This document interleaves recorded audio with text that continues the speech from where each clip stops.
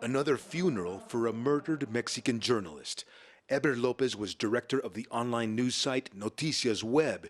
He reported on crime and corruption. Oaxaca state authorities say Lopez was attacked last week in the coastal city of Salina Cruz. Witnesses say an armed man entered Lopez's office and shot him at close range. 2 people have been arrested.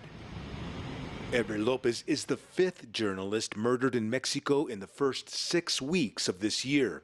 The crime places Mexico high on the list of the most dangerous places in the world for working reporters.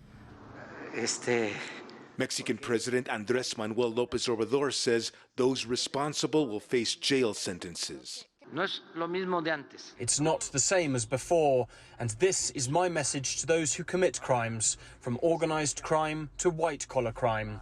Zero impunity.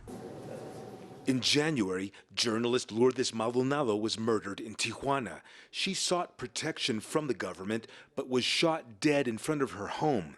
Police arrested 3 suspects in that crime. In this particular case, the Mexico representative of the International Committee to Protect Journalists says some reporters facing threats receive panic buttons, but the response time is too slow. The biggest problem with the Mexican state is that it does way too little to combat impunity.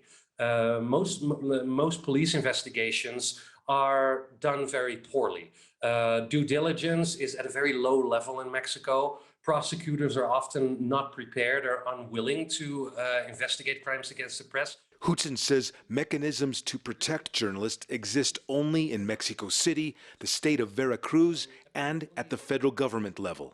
They haven't recognized journalists as being people who need a specific kind of protection because of the specific nature of their work. Hutson says government offices are understaffed and operate on minimum budgets.